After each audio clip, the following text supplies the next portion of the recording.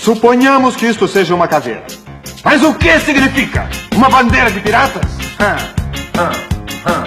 Não, não. O anúncio de um cemitério? Não, não. Tampouco. Essa caveira significa perigo. Ouviram bem? Perigo.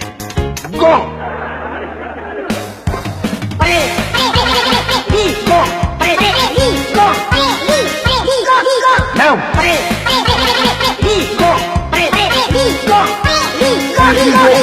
Essa caveira significa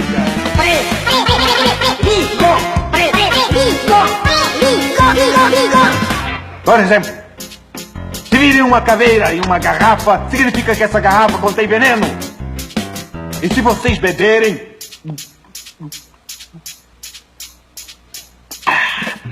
que bom! Mais um minuto, vão começar a se retorcer como lagartixa com cãibra. Assim, assim, assim.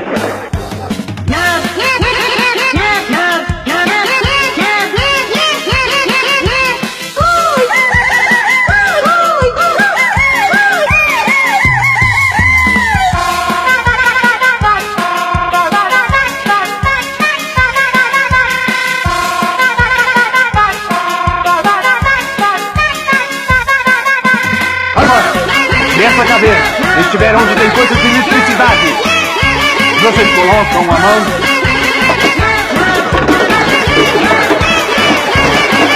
Vocês vão tremer, soltando faíscas com fios desapados, assim, até que o fogo está fazendo. Se preparem para instalar o último suspiro. Bravo! Bravo! Bravíssimo, seu Madruga!